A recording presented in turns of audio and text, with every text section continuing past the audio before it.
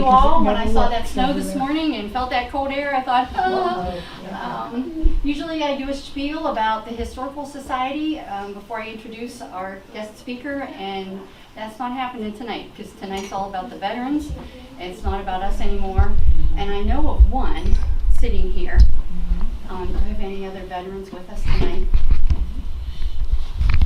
There's one. Thank you. Here you go. Oh, look, handed these out. Yeah, I handed those out. It's a great t-shirt in the back for us. Yeah. Tell us where you served. Yeah. Navy Mediterranean. In the Mediterranean, what years? 74, 75. Or no, 78. 74, 78. You got to see the world over there. Huh? Partial. Yeah. They were a little stingy. How about you? Where did you serve? Oh, I served at Great Lakes and then with the Marine Corps down in Camp Lejeune. Okay. Semper Fi. Yep. Anybody else? I have plenty of copies. Yeah. I happened to be at a funeral today, and it was a military funeral. I had never been to one. Oh my goodness, it was fabulous. I know, it was our Harrisville Honor Guard, our Legion in Harrisville did it, and they did an outstanding job. It was so moving. It was a great thing. So thank you all. Oh, we got a stage crew. I love it. Yeah. Another teacher, Becky. Oh yeah, yeah. We were talking about teacher voices and how you don't need the microphone. Get used to it. So again, thank you for coming. This is our last speaker series for 2025. Our next event is our Christmas party on December 13th, and you'll be seeing some more advertising about that. But with that, I'd like to introduce my friend Debbie Bell. She's going to tell you about a great trip that she went on. Yes. Becky and I taught together in Slippery Rock, along with Linda. Yeah. A couple familiar faces here. I'm actually from Slippery Rock. This is actually the first time I've been in this museum, and it's amazing. I haven't made it upstairs yet. I have to check that out one of these days too. So anyway, thank you again to the veterans. I thought this was an appropriate day to do this presentation. It's not a travel log. It's not a history program. It's kind of a combination of travel, history, personal photos, personal letters. So let's get started.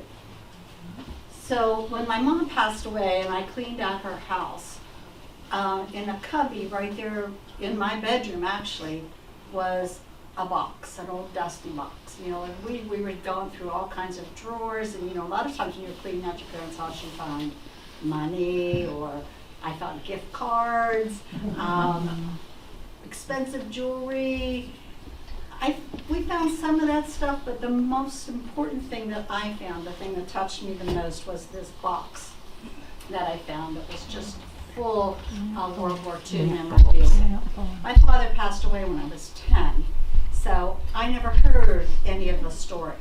And they didn't really talk about what they did during the war. I just knew he had been a soldier, he was a veteran, and so I took the box home and, you know, pulled a letter or two out, read them randomly, tossed them back in the box. And at one cold, wintry night, I decided, you know what, I'm going to put these all in chronological order and start from the beginning and start to read them. So the first letter was written when he left for basic training. And he wrote almost every day back to my mom and to his parents as well. One of my cousins is here, Jolene, so she and I share the grandparents. So, and all of the letters that my mom had written were also in there up until he was sent overseas. And then those letters don't exist. I mean, I can't imagine he could have carried them with him through Europe, right? So, but the interesting thing is, the first letter started out, my mom's name is Dora. It started out with, Dear Dora, and then a couple months later, My dearest Dora, and then to my future wife, Dora. So it was like you don't have a chance to see your parents' dating experiences. And theirs was all done basically by letters because he was gone. But anyway, this is when I put all the letters in chronological order in shoe boxes and baskets and started reading through some of them. And as I was pulling out just little snippets. I thought, oh, that's interesting. And I started the little Word document, started putting it together, just so I didn't have to go back and re-find that letter, right? And also in that box was this, there were actually 3 maps that his battalion had put out, and where this is Normandy. Well, I guess I could use the pointer on the computer, right? So this is where it started, was there in Normandy, and then went up through and into Germany. There was also this group history book in there. There were some telegrams, some emails, some photos, and a lot of letters in airmail envelopes. And I pulled out, I thought, you know what, this would be kind of fun to retrace those steps. Start in Normandy and go through, but who would want to do that with me, right? And I bought a map of Europe, and I was highlighting the route along there. And my son walked in and saw this mess on my desk one day and said, Mom, I know you've been working really hard on this, and you've been talking about doing this. He said, why don't we do it as a family trip? So that's what we did. My son and daughter, son-in-law, and 3 granddaughters. We took off and went to, started out in Normandy. So let me just introduce you real quick to my parents. This is my mom, was Dora. Her last name was Clough. And my dad, Wilbur Red. He had red hair. So this was, and while they were dating. And this is their wedding picture. And then that last picture was a dance at the Outdoor Life Lodge. Anyway. So, when I had all this information, what was I going to do with it? So what I ended up doing is, I put all of the letters, the little snippets that I was making a Word document, and then I dug out the history book that's over there and started to try to match up when the letters were written and what was happening at that time, because of course they weren't allowed to write where they were or what they were doing at the time too. So I had binders made for all of the kids ahead of time, and some of the family members too. The guy at the printing place at Staples became my BFF. I don't think he really was crazy about it, but he did a great job for me. A little bit more about that Life magazine later. So there we are, taken off. This was in 2019, fortunately before COVID hit, because next year we would have to start all over again. So there's my 3 granddaughters. The one by the window in the middle, they were 13, and my youngest one was 9. Thank goodness for movies on planes. And our first stop outside of Paris was in this town of Poissy. I think that's how to pronounce it. My French is not that great. But this is a little out of order, but when his troops started to move up toward Paris, they actually camped in the forest of Saint-Germain. So I saw that and said, let's get off here and go grab lunch.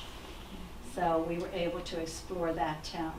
This bridge was actually built in the 1600s, but it was bombed actually by the Allies as they were trying to get into Paris. And the engineers came up in August, the end of August, after landing in Normandy at the beginning of June. They finally made it up to this area in August, and they actually were able to reconstruct a building across the river. So we made it to the Normandy coast. We actually stayed in this beautiful town of Honfleur, which was not at all affected. It's a little further north of the Normandy beaches. And so it was not bombed. There was no damage caused by the war at all. But it was a beautiful old town. A lot of the timber houses are still there. And another view of the town. So if you're looking for a place to go on that coast, this is a great spot to stop. And this picture of the girls and I in one of the squares. And This was the 75th anniversary of D-Day, which we didn't realize when we started planning the trip in 2019. So there was still, like, we were there the end of June, but there was still a lot of activity going around. A lot of the towns were still decorated. So I ran into a group of French guys driving Jeeps. My dad drove a Jeep. And I have pictures of him in a Jeep overseas. So with their French and my English, we didn't get a whole lot accomplished, but I showed them some pictures and they were, they let me sit in their Jeep.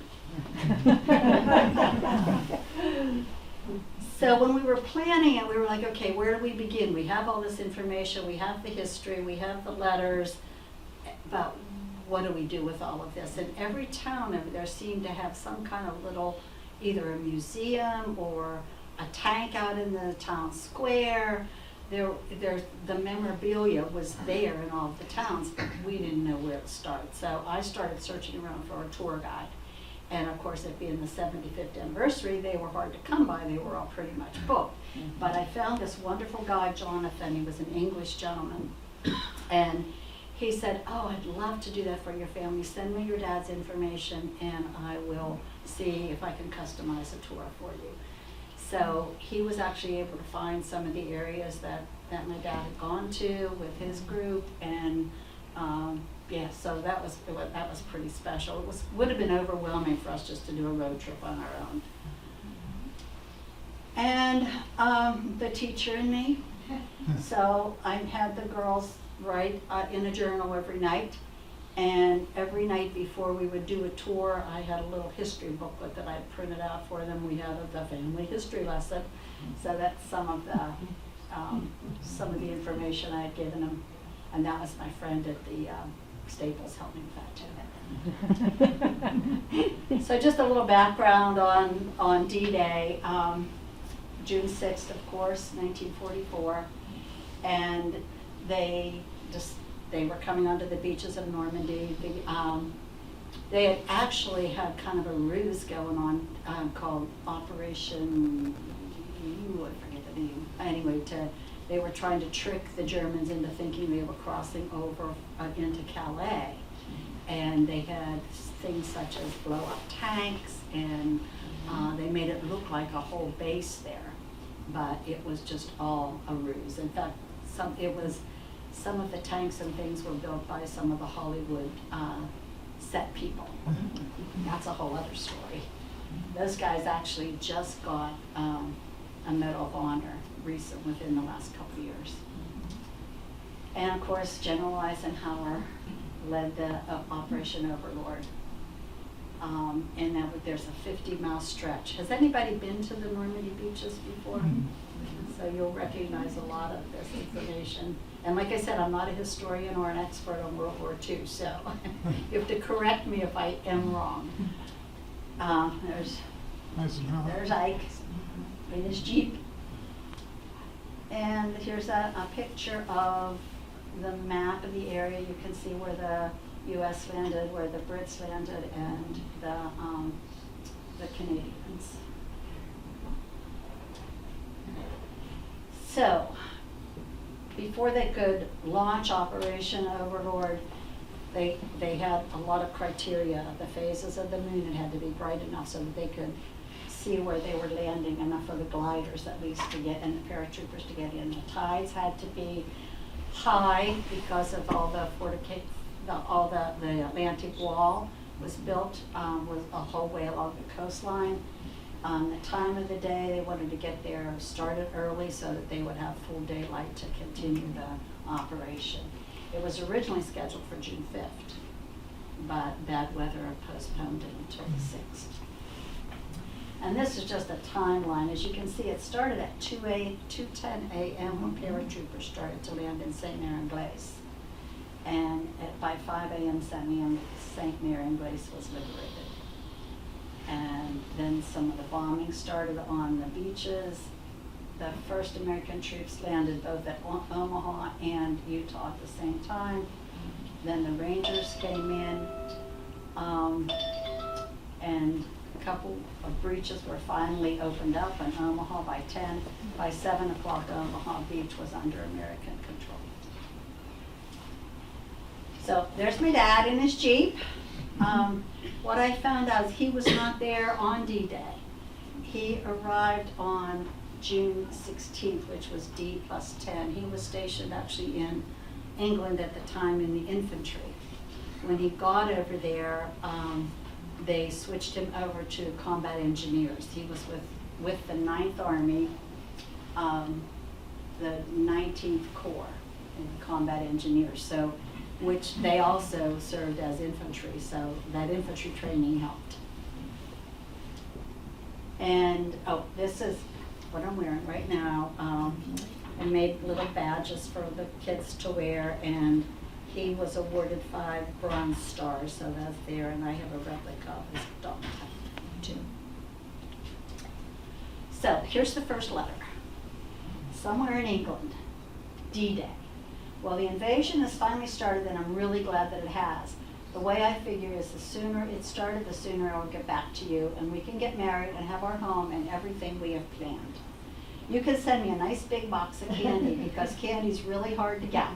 You told me that if I wanted anything to write to you and request it. So about every 2 weeks, I'm going to request that you send me a box. I'm going to ask my folks to send a box every week, so you're getting off easy. Like I said, they couldn't really describe what they were doing, but they were where they were, somewhere in England. So our first stop was this little town of St. Mary en Glace, and it's a little, I guess, I'm trying to remember directions here, kind of southwest of, it's not right on the beach, but it's about southwest of Utah. You can see on the map where Utah Beach is, and St. Mary en Glace is inland from there. But the Germans had taken that area over. They had been there probably for about 3 or 4 years. So this is where the paratroopers were coming into. On D-Day, one of the houses caught on fire in town, so that lit up the sky enough that a lot of the paratroopers were killed, were shot in the air even before they could open up their parachutes. A couple of them actually landed in the fire itself. Others landed on trees and utility poles. And there's actually, well, I think that's next. So this little thing here is a clicker. The paratroopers came to town, came in with a clicker. And if once they landed, one click meant that there's a German around somewhere, be careful. 2 clicks meant just to give one of the other paratroopers an indication of where they were, so that they could get together and move on into town. So that's some of the pictures of the church in the town of St. Mary en Glace. And this town was liberated by 5 a.m. If you've ever seen the movie The Longest Day, it's an oldie. Red Buttons played John Steele. He was a paratrooper that actually landed on that clock tower and played dead up there so he wouldn't get shot. And he was there for a couple hours, and he was finally captured by the Germans and taken prisoner. He was able to escape, and he later participated further north in the liberation of the Netherlands. He was at the Battle of the Bulge, and he was in Germany by the end of the war.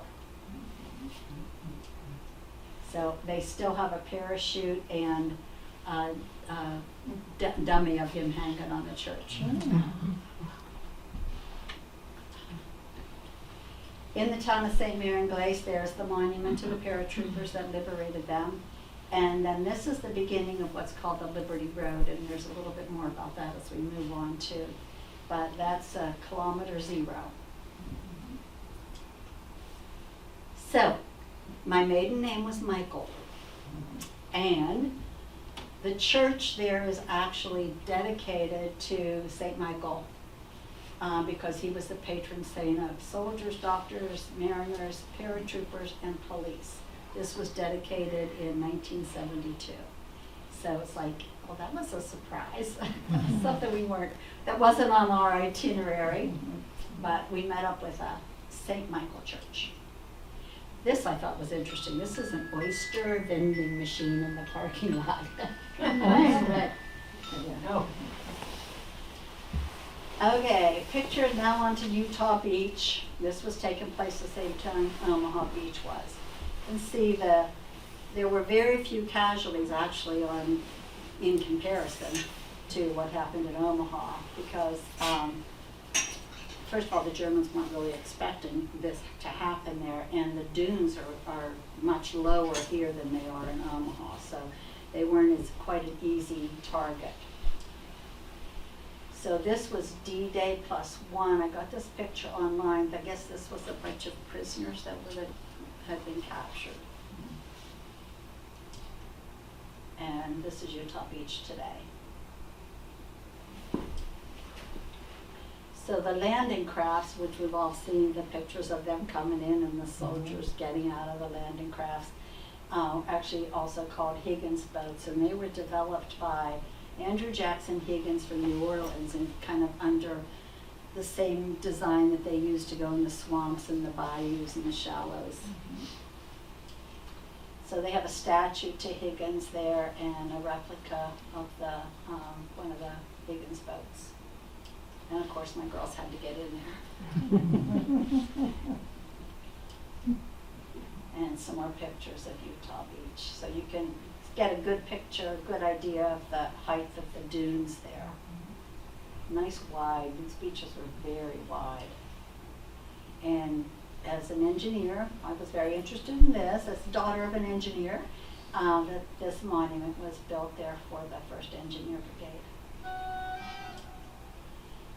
And now to Omaha Beach, kind of the same thing, but if you see the difference in the dunes here. And just all of the stuff on the beach there, it had to be basically impossible to get any equipment through that.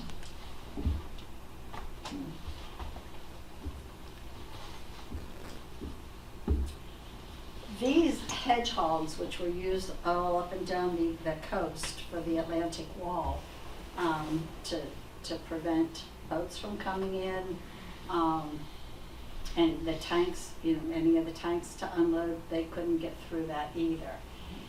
They became very useful, and then they were reused, recycling, and we'll talk about that in a little bit as well. So remember the hedgehogs. And then there were the barrage balloons up there at the Barrage Balloon Battalion. Try to say that 3 times.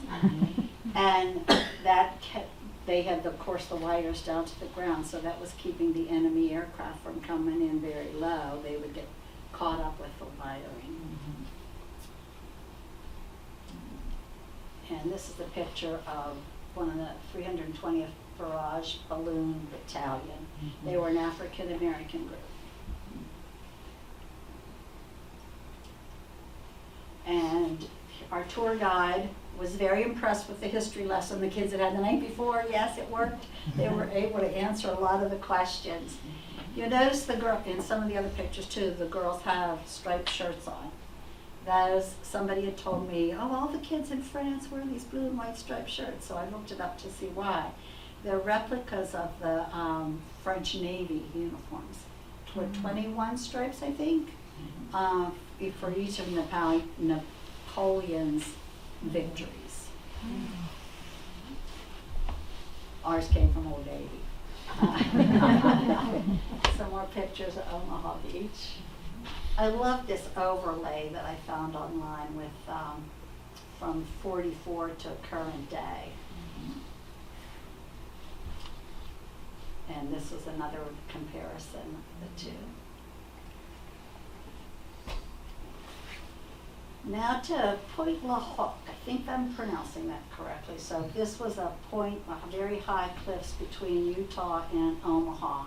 And this is where the U.S. Army Rangers, if you saw the movie they're scaling up the cliffs.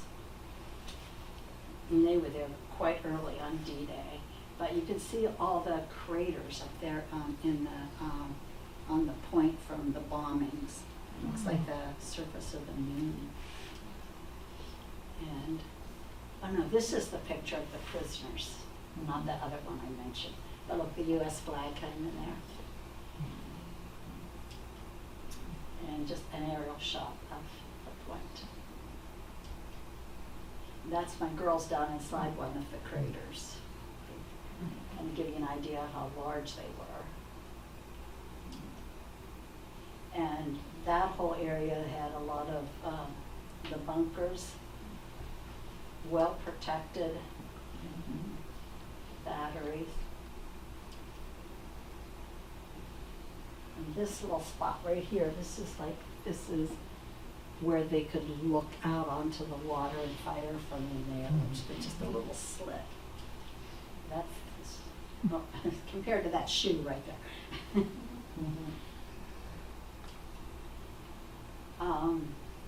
This is the monument to the Rangers. It scaled the cliffs. And it was beautiful. Some of these numbers totally amazed me. The casualties, especially over there, the French civilian casualties. Didn't realize how many the French civilians. Now, and I don't know if that was just during the time after the Allies arrived, or if that some of that happened even before when Germany had taken over the area.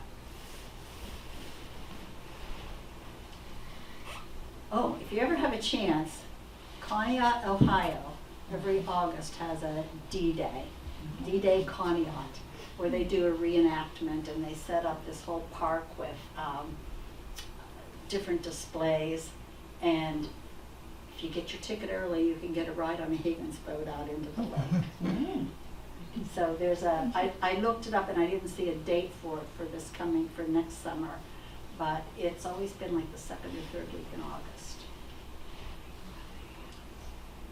And these are just some pictures from that. There's one of those barrage balloons, and they look bigger in the original pictures, but and part of the reenactment.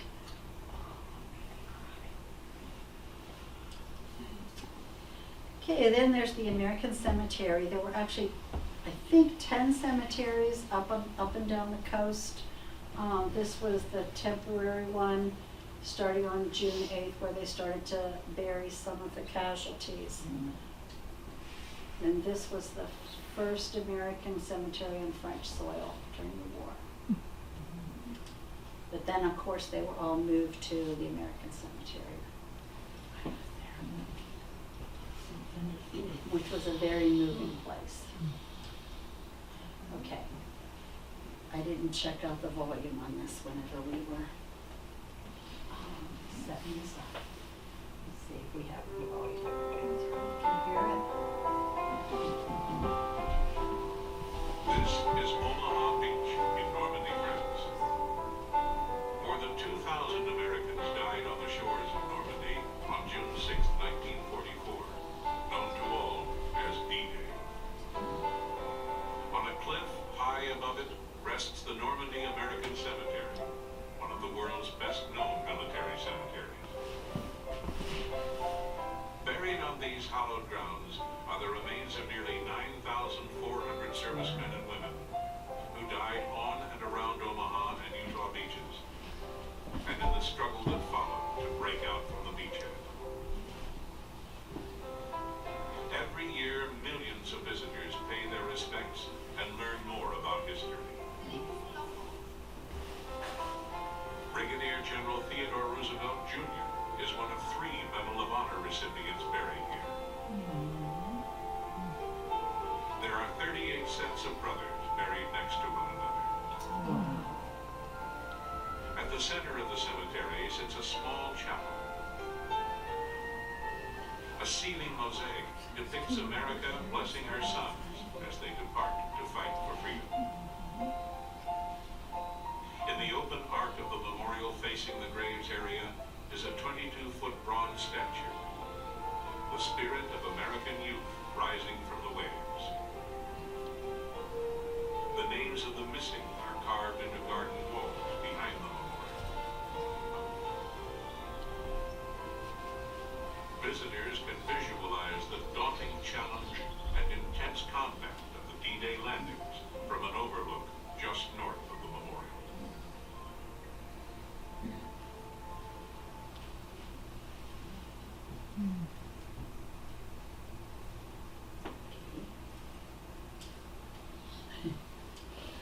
Don't want to be stuck here.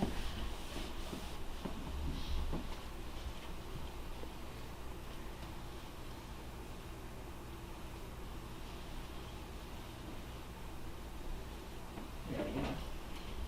Okay, in the one book, the history book that I found, in the back of the book had some of the casualties from the 246, so I was actually able to locate them. It's very easy. They give you, the map directions where to find a certain grave. So I was actually able to find somebody that would have been in my dad's 246 combat engineers. Robert Price. And there's pictures of the wall of the missing and the inside of the chapel. Okay, June 19th. This is when he finally arrived over there. So that all happened before he even got there. Well, here I am in combat engineers now. I like it a lot. I like it a lot better than infantry. The work is more interesting, and all the fellows in this company are a bunch of nice fellows. There he is writing one of the letters. I really do feel good now. I went to a place here where we could take a shower, and I took a nice hot shower. Then after the shower, they have a place where you turn in your old dirty clothes and get clean ones. I feel fresh as a daisy. This is the second shower I've had since I've been in France. We just don't seem to get the time to go back where the showers are set up. I would like to go at least 2 times a week. I've made a lot of friends here since I've been here in France, but my best friend is my rifle. So what did the combat engineers do? Well, they traveled along with the infantry troops. They cleared minefields, obstacles, built bridges and roads, laid minefields, built water purification stations, bombed bridges and roads, created obstacles, constructed things to defend the troops. They were also part of the infantries, and they drove around the officers and a lot of the equipment, and they became mechanics, which my dad actually was. He was always downstairs working on a car. And to get part of the reason it took them so long to get up into Paris was these hedgerow wars. If you can, this is the next picture. These dated back to Roman times, just large mounds of earth, probably about 5 feet tall, covered with brambles and bushes. And it was basically to mark your territory, to keep your cattle in, to mark your farmland. It was typically one entrance into it. Now the Germans had been there for several years, so they knew their way around. They had it mapped down in their heads. Our guys did not. So, and a lot of the paratroopers actually landed in some of these areas, and that's where those clickers came into play. So you could see a couple of the openings that were actually made where they could get in and out of the hedgerows. This is what they look like today.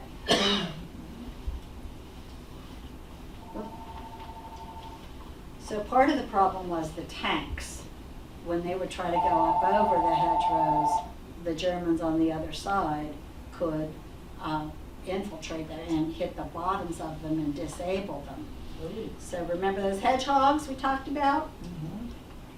Here's the guy's name. Curtis Cullen came up with the idea of using that metal from there and putting them on the front of the tanks to kind of act as a bulldozer and to dig into the hedgerows and push the dirt out of the way.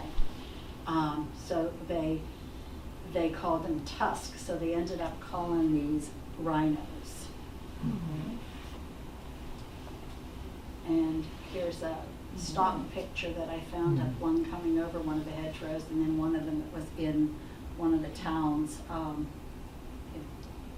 There's just equipment everywhere over there. Every town you went into, you found some little bit of some World War II equipment that was just left behind after the war. So a couple more letters. June 21st. I'm sitting under my apple tree writing this letter to my sweetheart.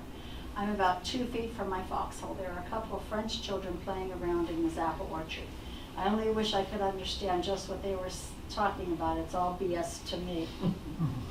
And then the next day, here I sit in my foxhole writing this letter. At this moment, it's raining, but I have a tent over my foxhole, so I don't have to worry about getting wet. I have straw in the bottom of my foxhole, and it makes a pretty good mattress. And Jonathan took us to one of the Bailey bridges after he did the research. He said, okay, I'm not sure this is the one your dad was at, but this one's still in existence and still being used today. So you can see it's kind of like an erector set. They would build them off-site, away from any enemy fire, and then they could carry them over to the waterway that they were trying to, this is over a canal. So that's the before and after pictures, an older picture and a newer as of today, or as of 2019 anyway. So there's the girls and I on the bridge with our shirts. And this was another town that that was liberated. At this point, he was traveling with the 30th, and I don't know if I have it's up here. From my understanding, the 30th Division were really diehard guys, and they called themselves Roosevelt's SS. They made it the whole way up into Germany. So he was with them for part of it, and part of it he was with the 29th and the 30th. So found this book online, and I had to buy it to skim through it. So this is one of the towns they liberated, and this is along that Liberty Road too. But you can see the decorations were still up with flags from U.S., Canada, France, and England. And on one end of the bridge, it said, in French of course, while the Allies had liberated Arles as soon as 12th of June, this bridge could not be crossed until the 7th of July. And it was the 30th Division. And that's it today, nice and peaceful. And here's another Liberty Road marker. Like I said before, actually 00 is on Utah Beach, but that didn't count because it wasn't on the road. So they started 0 in St. Mary Glace. And if you look, there's symbolism the whole way down. The stars on the top, of course, are the 48 stars of the U.S. And then the torch from the Statue of Liberty. Down at the bottom of the torch is an emblem of the 3rd U.S. Army under the command of Patton. And then down at the bottom, the waves from the Atlantic Ocean. And this is a map of where the Liberty Road went up into the Netherlands area. So this is another kind of the bridge that they built with the pontoon treadways, the floating bridges. And again, they would build them off-site and carry them to the rivers. And, well, after 2 long days of tour in Normandy, we went to this town of Bayeux. Yep. And, well, it sent the guys out for pizza, and we just hung out on their cathedral lawn. And it was actually the closest town to the beaches in Normandy, and the Germans had occupied this area too, actually had taken over homes and had lived there. So it was actually not destroyed very much either during the war. And still a lot of the painting, windows were painted, a lot of decorations still up for the celebration. Pretty little town. But there was a cathedral there. Now, I always thought Notre Dame in France was in Paris, but there's Notre Dame scattered all over. This was Notre Dame of Bayeux. It was 1077 when it was consecrated. It was a beautiful cathedral. And guess what? St. Michael, patron saint, was there too. August. You asked me what I'm doing with the bicycle I had. I had to leave it back in another area because we didn't have room to carry it on our truck. But I did have a motorbike for a while too. It was a German motorbike. It belonged to 4 of us. But one of the fellows wrecked it and bent the front wheel, so we gave it to some other fellows. I just had to hit my foxhole for a little while. A German plane just came over. I hope they don't censor this. I don't think they will because it isn't a military secret. It's just one of those things that happens. I went to USO show last night. There were 3 girls and 2 fellows in the show. 2 of the girls weren't bad looking either, but don't worry, I didn't make eyes with them. You're much better looking than any of them. So, your mother heard that the U.S. was sending us soldiers beer, did she? Well, tell her that's a bunch of hooey. I think some of these fellows would give about $100 for a couple of beers. When I first came over here, the big guns kept me awake at night, but I believe I could sleep right under one of those big guns and go to sleep. So when we get married, you can call me as loud as you want to wake me up to go to work, but I won't hear you. You'll have to shake me to get me up. I've been under enemy fire plenty of times, and I really do mean plenty of times. So we took a little side trip. Just south of there is this Mont Saint-Michel, Michael again, to the UNESCO World Heritage Site. It was a Benedictine abbey, and it goes back to the 8th century. And a local bishop claims that St. Michael had come to him and pressured him into building a church out on this island. This area has the highest tides in France. This is totally surrounded by water and during high tide, but it was a great side trip. Had to keep the kids entertained, you know. We couldn't do all the war stuff. So there we are on Mont Saint-Michel. And then from there, after the kids went home, I went over to England to visit with family down in Cornwall. And it was my husband's aunt said, well, we have a mountain, St. Michael's Mount down here, which was kind of a sister to Mont Saint-Michel. Here we go, one more Michael. Road to liberation of Paris. Finally, by August, the Germans retreated. The French people sure are glad to see us. They come out on the streets giving us flowers, wine, and plenty of hugs and kisses. But don't worry, you're my only sweetheart. I was talking to a French fellow yesterday that could talk English, and he said that all of the French people were glad to be free again. These French people sure do seem happy. I don't see how they can be because their homes were torn to bits. Not all of them, but a lot of them. Now, September 4th, a mystery begins here. I have something to tell you, and I want you to keep it to yourself. I don't want you even to tell your folks about it because they might let it slip, and my folks will find out. I don't suppose I should tell you either, but I think you understand. If I would tell my folks, they would worry too much. I'm in a hospital. I'm feeling fine. There isn't much wrong with me. I expect to be out in a couple of days. I've been in the hospital for about 5 days now. They sure do treat us fellows swell in these hospitals. I am okay, and I will be out and back with my company before this letter gets to you, I hope. I've been in Paris, and it's a beautiful place. Never could find any of the medical records. They were in a fire somewhere. I don't know. My brother seems to think that he had shrapnel in his neck, and of course they never talked about this when I was a kid, so I don't know what his injuries were. But it took him a while to catch back up because by then they were moving pretty quickly through France and up into the Netherlands.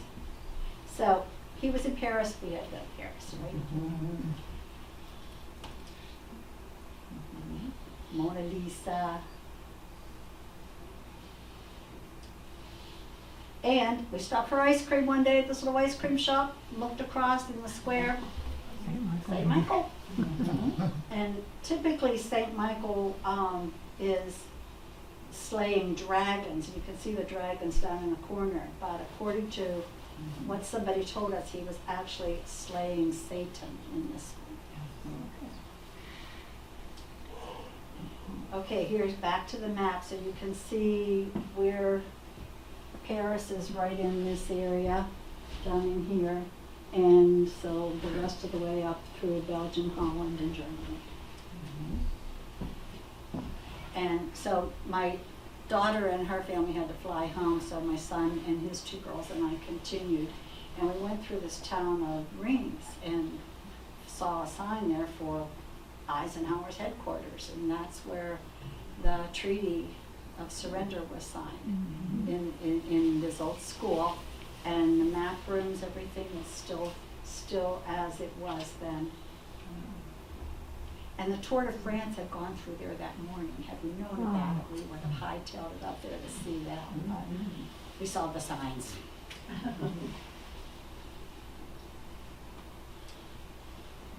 Our next stop was up in Netherlands in this town, and I'm not sure if I'm pronouncing that correctly either, Maastricht. There were limestone caves there, so this was winter. A lot of the civilians would go into the caves just as protection. The 9th Army had headquartered there for about 5 months. They actually had their Christmas Eve Mass down in the caves. And you can see they signed on the walls in the caves with charcoal. So we did a little tour of that, not knowing all of this history, and then finding these people's names on there. We went around one corner and saw Old Hickory, which was the 30th Division, and this must have been a reunion of some type, and I think the year up there, it's really hard to tell, but I think it says 1978. And some other sketches that were on the walls. It was also used to store a lot of the artwork. In fact, Rembrandt's Night Watch was stored down there during the war. So this is a little out of order too, but we ended up in Amsterdam to fly home and found the statues of the Night Watch, and we got to go into the museum to see it as well. This is the Christmas card that was put out by the 246. And this is Maastricht. So you can see where they had to repair the bridges with Bailey bridges to go across. And that's the bridge today. Some old photos of the destruction. Early November. Caught up with my company. It sure is swell to see all the boys again. I got 15 letters from you and my folks and 4 other letters. The mail clerk said he sent most of the letters to the hospital for me, but I never got them. He said that they would catch up with me sooner or later. He said, I'll take a truck to get them all to me. I had so many packages that he got tired of looking all over. Did anybody see that movie with Kerry Washington about the mail delivery? Yeah. That 8666 or something, yeah. So that's what that reminded me of. November, we're living in German houses, and boy, it's a lot better than in any little tent any old day. We have a stove, bed, tables, and chairs, and most everything you would want. I'm in hopes that it won't be awful long before I'll be back home.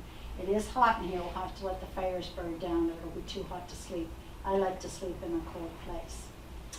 Truthfully, when I read that letter, my first thought was, oh no, they've taken over a house that belonged to a Jewish family. But the next letter made me feel better. Well, darling, we're going to have a Christmas tree in this room. There are 4 of us in the 2 rooms. We got a nice tree today. This house that we lived in had some Christmas tree ornaments in one of the rooms upstairs, so we got them together. Tomorrow we were going to put the tree up. It wouldn't be Christmas without a tree. So then the next town was Aachen, which was the first city in German soil to be captured. Some pictures from Aachen today. And then the next one that we went to was, I think it's pronounced Ulich. And on the map that's laying over there, my dad had written, this is where we caught hell. This was middle of December, cold. This is about the same time the Battle of the Bulge was going on with all of the snow and the cold and everything. There was this peaceful looking river when we were there, the Roar River, but they were planning to try to cross over there into the town on February 10th. They moved the date to the 23rd. The Germans controlled the dam upstream, and they opened it up and flooded the area. The group actually received battle honor citations for the work that was done there. Some of the things they built, they were broken down into groups, and each group was assigned a different bridge at a different location. So there's a list of some of the things that they did. And the whole time they were under fire from across the river. But they were able to cross over. The interesting thing is that when we went there, that whole area where they would have been staged, there were no markers, there was no, and we asked people and they didn't know anything about this. So I have to do some more, and I even tried researching it online and really didn't find it. I have to go back. So, March 29th, it'll probably be a long time before I'm able to write every day again. I'll try my best. If you want to see some of the work we've done, buy the March 12th issue of Life magazine. There's an article there of a pontoon boat bridge we built. Believe me, building bridges is no fun, especially when you're getting shot at. And I was able to find a copy of that online if you want to look at some of the photos. It's just amazing. I have some of them on here, but we're going to look at them close up. There's a soldier that had died on the bridge.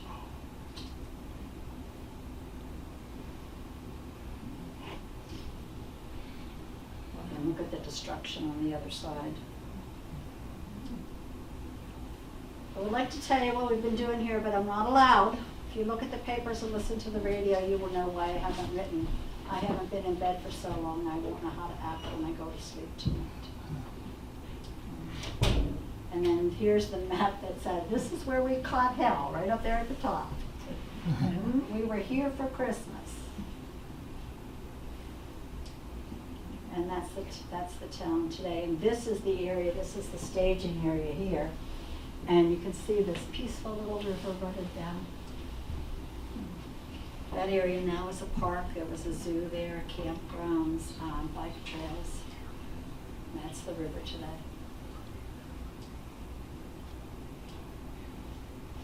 I know we're running kind of late, getting through this. Almost there.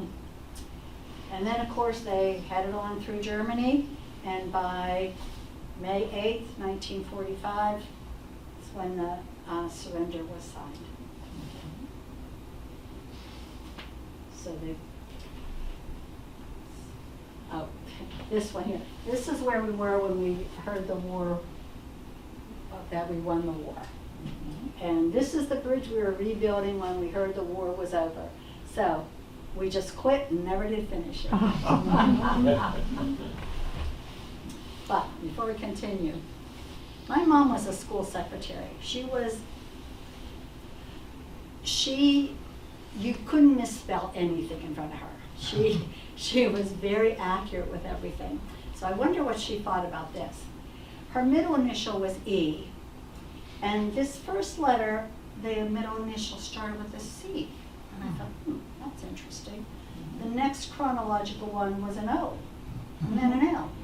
When I figured it all out, it was spelling out the city of Cologne. It was trying to tell, and I wonder, did she would have recognized that there was something different in that name or in those letters. But I wonder if she ever put that together.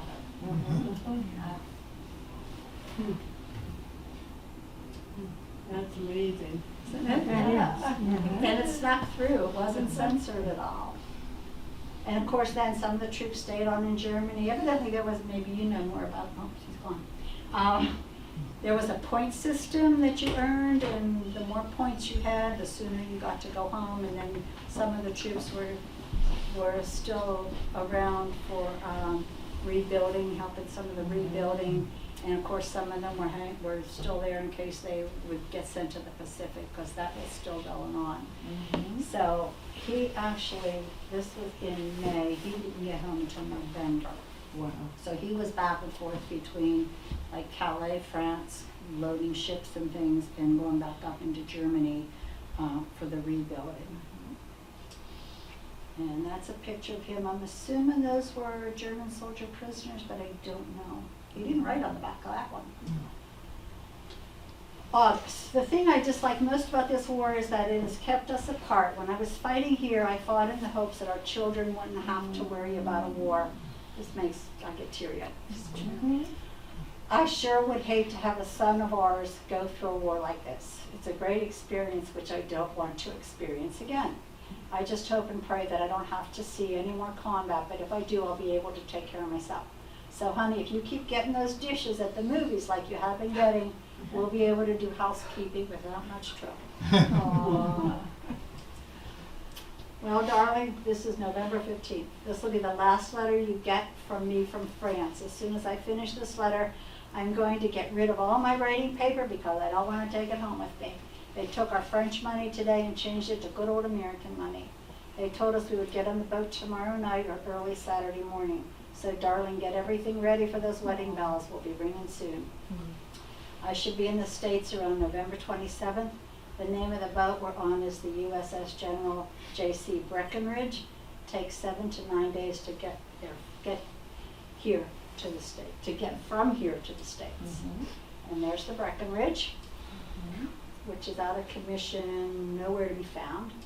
But that's a picture of Dad homeward bound. And the rest is history. That's amazing.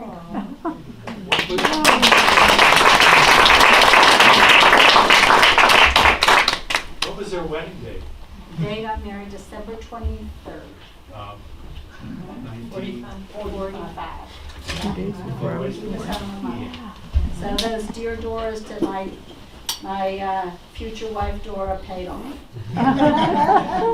What a wonderful story. Thank you. Thank you. It was an Now, it incredible experience. looks as though one of your granddaughters is a redhead. She is. She got the red hair. Dad would be happy. Anything else for Debbie? Well, thanks again. Thanks for having me. Oh, It's a good way to wonderful. celebrate Veterans Day. Excellent. Yeah. Thank you. Yeah. If you want to talk to Debbie about anything, please do, but we've got some refreshments out here in the lobby for you, so please enjoy. If you want to take a tour of the building, let us know. We can help you out with that.